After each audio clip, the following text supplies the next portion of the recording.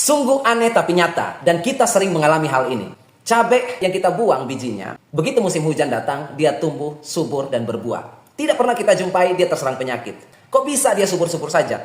Sedangkan para petani cabai ya, menanam cabai, membeli bibit yang mahal, hibrida, filial one. Lalu pupuk yang mahal, pupuk yang banyak ya. Kemudian perawatan lahan, pestisida, penanganan, dan lain sebagainya. Bahkan air pun boros. Tapi kenapa banyak sekali masalah? Nah, ini yang saya bilang aneh tapi nyata. Cabai bekas Anda makan nasi kotak, ya. Lalu karena tidak suka sambal, sambalnya dibuang, jatuhlah ke tanah. Atau cabai dari dapur yang mau membusuk tidak bisa kita olah, tidak layak dikonsumsi, lalu kita buang, dia tumbuh. Setelah Anda buang cabai itu, apa yang terjadi? Proses apa yang terjadi di tanah? Yang terjadi adalah terjadi pembusukan atau dekomposisi. Oleh apa? Oleh mikroba tanah. Seperti itu ya. Buat cabai tadi yang sudah membusuk, diproses, dihumuskan, ya. Mikroba-mikroba tanah mulai memproses pembusukan itu. Apa yang terjadi? Biji dan benih-benih cabai itu sudah berhubungan langsung dengan mikroba baik dalam tanah.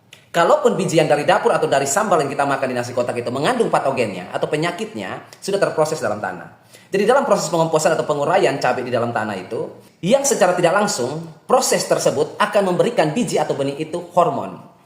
Dalam proses pengomposan, enzim yang mereka keluarkan, enzim baik, itu enzim pertumbuhan, dia melekat atau terkena atau mencemari biji atau benih itu.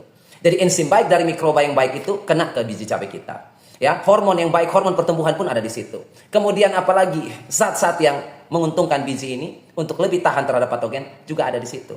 Alhasil biji atau benih yang kita buang ini, yang terlantar yang liar ini, sudah mengandung enzim-enzim hormon bahkan senyawa-senyawa kimia yang dimiliki oleh mikroba, aktivitas mengurai dalam tanah. Itu bekalnya yang pertama. Yang kedua, setelah itu, karena belum musim hujan, masih musim kemarau, 3-4 bulan lamanya, biji atau benih ini terpapar sinar matahari langsung. Kalau yang berada di atas permukaan tanah, atau terlapisi sedikit. Sedangkan biji atau benih yang sudah tertimbun sedikit oleh tanah, mendapatkan suhu panas tanah yang ekstrim. Memungkinkan di situ dia berkompetisi. Ya, menempa dia dengan sinar matahari. Sinar matahari ekstrim berbulan-bulan, ya, kemudian suhu panas tanah berbulan-bulan, itu yang membuat dia kuat. Jadi ada 10 biji ya, yang jatuh di situ, tidak semua bisa tahan terhadap paparan matahari langsung dan suhu tanah yang ekstrim. Akan ada 3 atau 4 biji atau benih saja yang lolos terhadap tahapan itu. Kemudian akarnya ini begitu dia bertumbuh, dia tidak canggung dengan mikroba baik dalam tanah. Sekalipun unsur hara di situ Anda tidak memberikan pupuk. Seperti itu ya. Tetapi karena simbiosis mutualisme, hubungan kerjasama yang sudah dibangun dari lama, 5-6 bulan yang lalu, dari dia masih dalam bentuk biji yang jatuh ke tanah, hubungan itu sudah dibangun oleh mereka. Akhirnya mereka menawarkan kerjasama yang disebut dengan simbiosis mutualisme antara mikroba baik dan si akar tanaman cabai kita. Mikroba akan bekerja membantu cabai kita untuk tetap tumbuh dan berkembang. Dan begitu pun cabai kita atau tanaman kita membantu metabolisme dari mikroba tanah. Jadi ada hubungan yang baik antara mereka.